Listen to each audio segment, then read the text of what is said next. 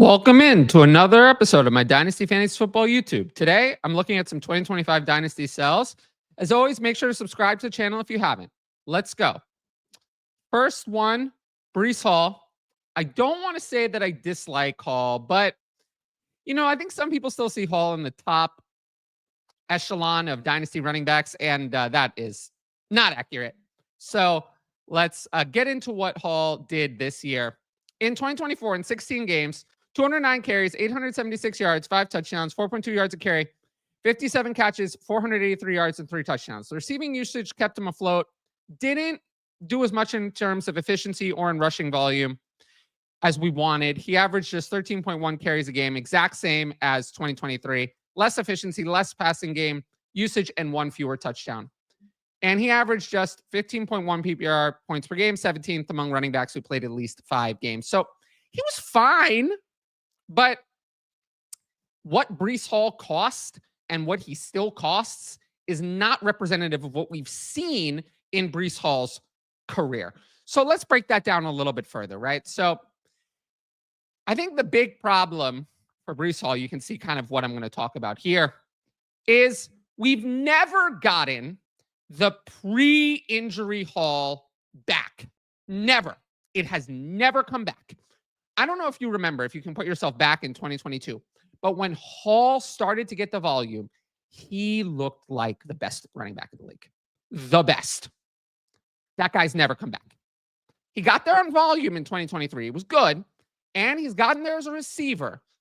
Even that was a bit lower this year. But the magic of the rookie year Breece Hall, the elite talent, the superstar, the breakaway speed, it's not there. And I don't want to hear about, the injury, we might see it next year. No. It's one thing to say a year removed from the injury. Sometimes it's a little slower. But usually 2 years, it either comes back or this is the new normal.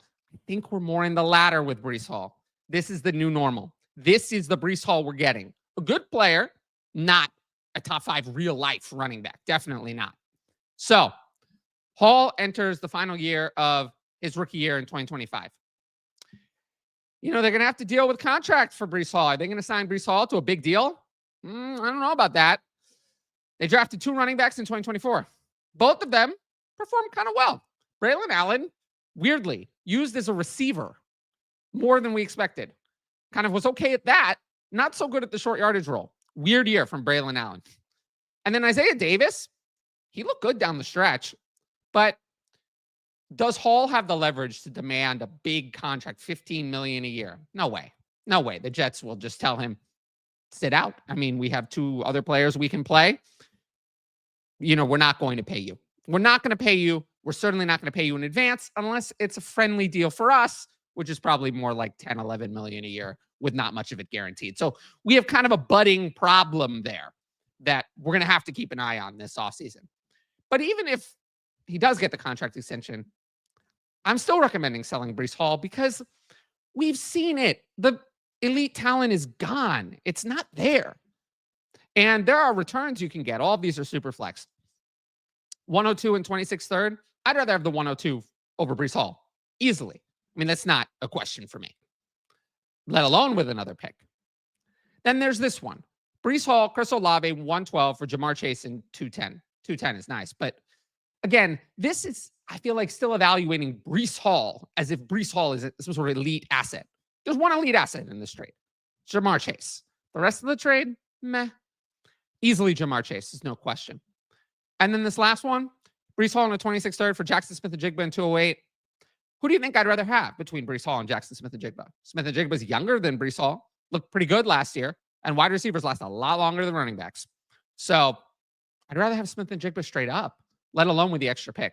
It's easy for the Smith-Njigba side. There were many trades to trade Breece Hall. Regardless, he's on the way out of any team I have him on. Definitely won't be taking him into the 2025 season. And he's one of my biggest sells in all of Dynasty at his current cost. Now, kind of talking about injuries, my second sell, Brandon Aiyuk. I'm concerned.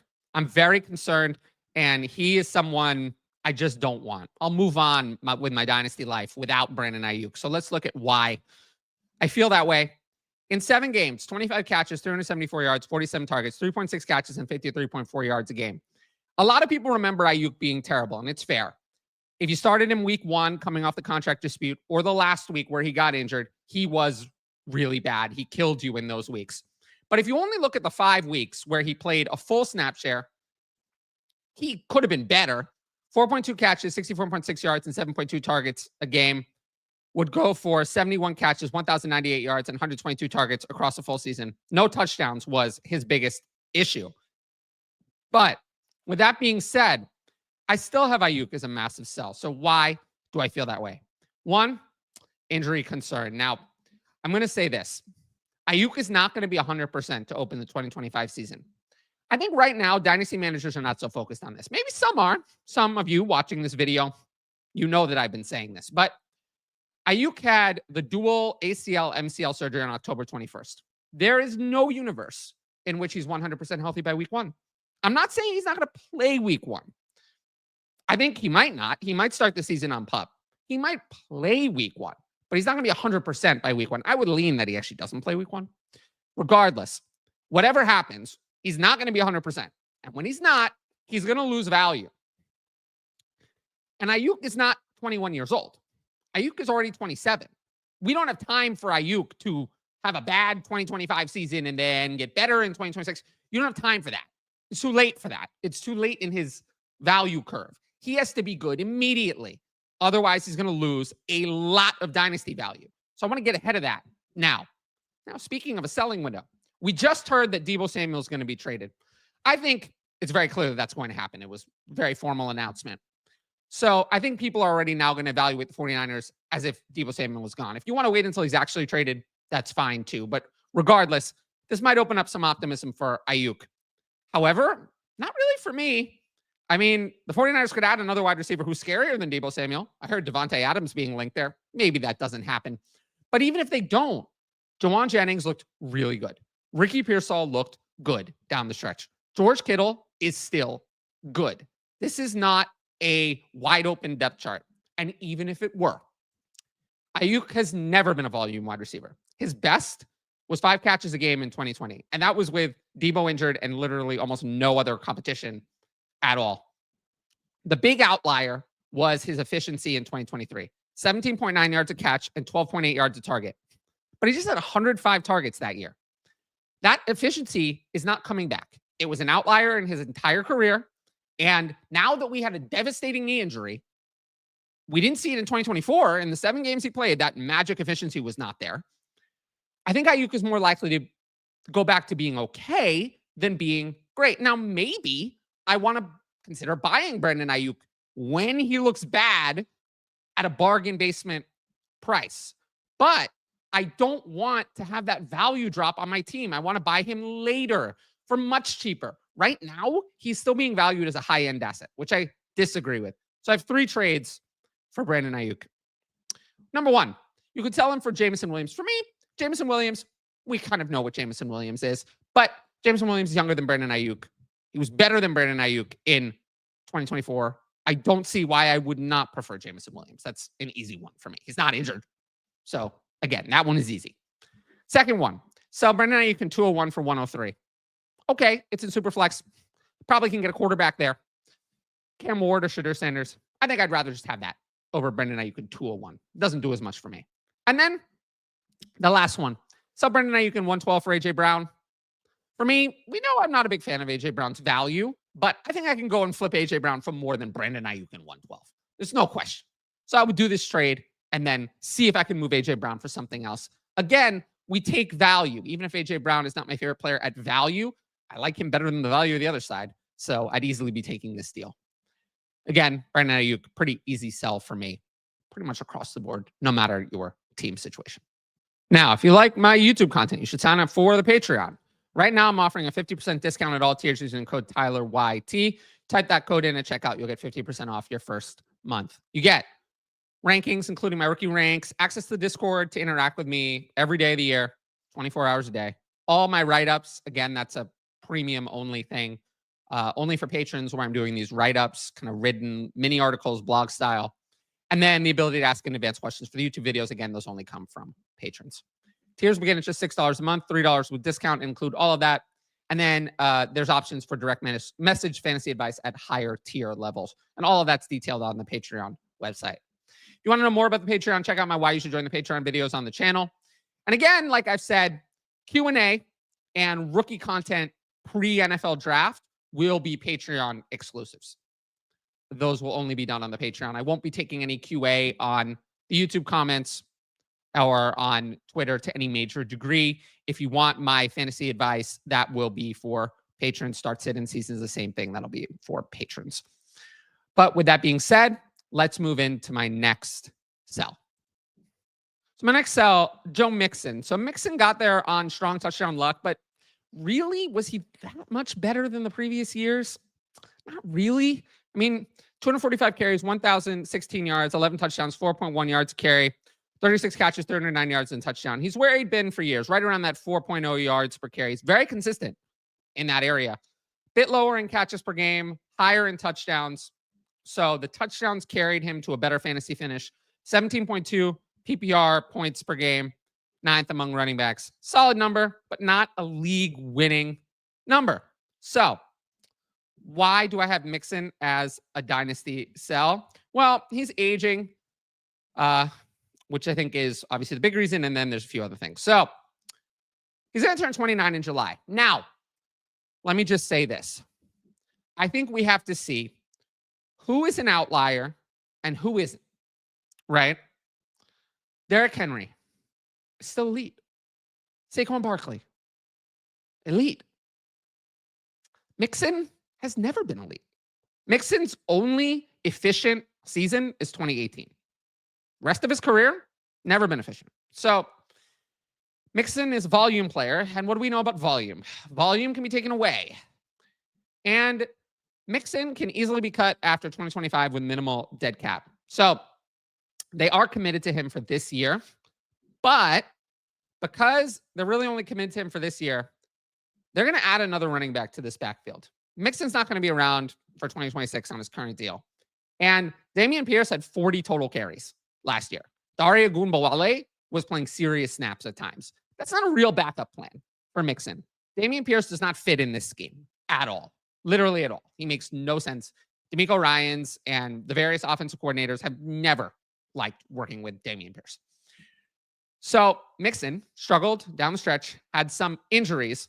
I think this is a team, people, I don't hear talking about adding a running back. This is a loaded class. They're not going to spend one of their first 2 picks on a running back. Could they spend their 3rd or 4th round pick on a running back? Absolutely. Absolutely. Because you need a backup plan for Joe Mixon, who is 29 years old and dealt with injuries last year. And in this class, you could take a running back in the 4th round. Is he going to overtake Mixon for the starting job? No, not necessarily in this year. But could he get more carries than 40 that Damian Pierce got? Absolutely. So I do have some concerns about Mixon for 2025, and I have major concerns about Mixon after 2025. So for me, this is a player I just want to move on from now. While people still think this is a safe player, I have some ideas, a variety of ideas. The first one, Joe Mixon on 107 for 104 and 26 seconds. Now, if you want to move up in the rookie draft, the cheapest time to do it is now. Not later, not during the draft, but now.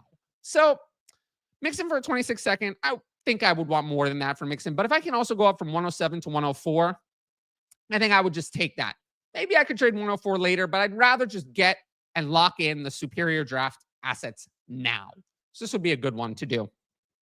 The next one, Mixon and Kyron Williams for Chris Olave and 106. In a super flex, I think I'd rather have 106 over Kyron Williams. It's just a safer asset. I think I can trade it for more. And then whatever Chris Olave is, I'd rather have the rest of Chris Olave's career than the rest of Joe Mixon's career. So Olave has more value upside.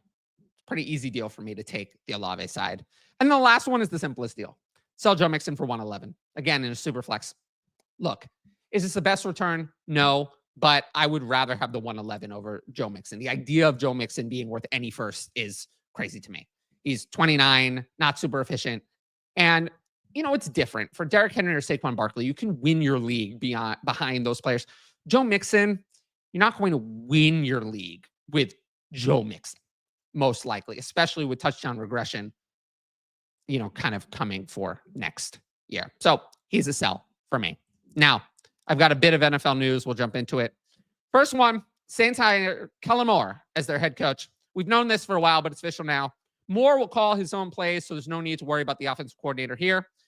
The bigger worry is on the Saints offense. I discussed it more on the Patreon in a recent write-up. I wrote up the Saints. So if you sign up for the Patreon, patreon.com/fantasy advice, you can see that. But the Saints are a mess cap-wise. I go back and forth. Are they going to cut Derek Carr? They'd save $30 million in guarantees if they did. They'd be screwed for 2025. But they could get themselves together for 2026.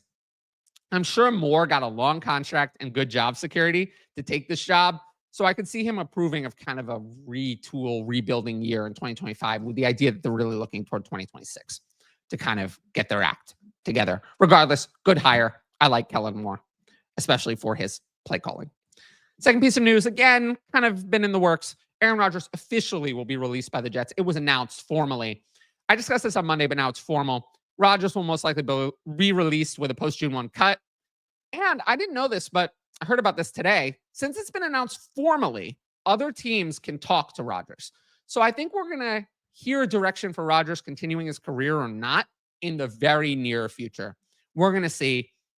I still kind of lean that he's involuntarily retired because I don't think another team is going to want to put up with this, but we're going to find this out very soon. This is not going to be delayed for months and months. And then last one, and I think this was actually the biggest news. Travis Hunter will attend the NFL scouting combine at cornerback. Now, yes, this is the biggest news that formally dropped today, but it's not news to me in a way. Hunter, and I don't want this to come off as I think Hunter's a bad wide receiver prospect. Not saying that at all. But the idea he's going to play full-time wide receiver was always wild to me. He's not a top 10 NFL draft pick as a wide receiver only. As a wide receiver only. He'd be a top 10 draft pick as a cornerback only.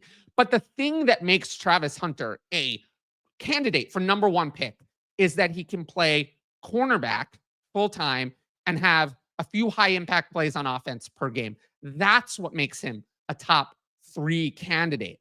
He'll be a game breaker in IDP formats. In regular Dynasty, I'm telling you, he's going to be playing cornerback more than he's going to be playing wide receiver because you can be a package player on offense. It doesn't really work that way to be a package player, high impact on defense.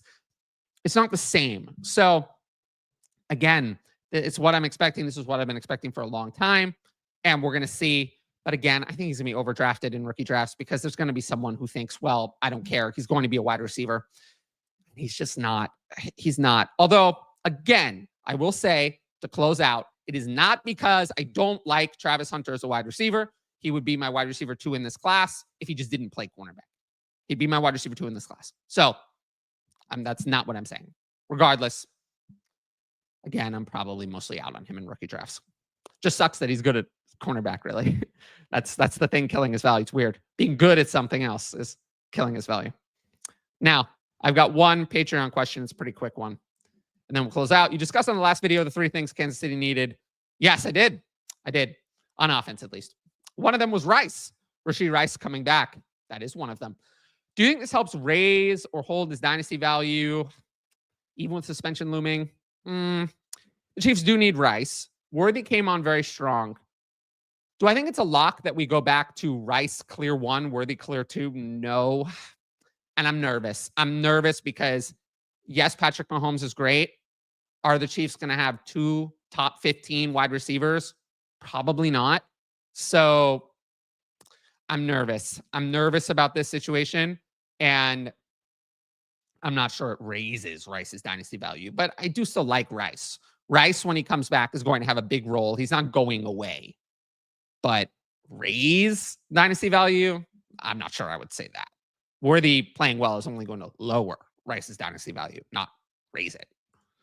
Now, if you like the video, make sure to support the channel by subscribing. And then don't forget to hit that notifications bell so you can be notified about all my exciting content as it drops. Of course, if you want my best fantasy football advice, is available on the Patreon. We got content year-round and a 50% discount at all tiers using the code TylerYT. Every sign-up helps support my independent content, most notably this YouTube channel.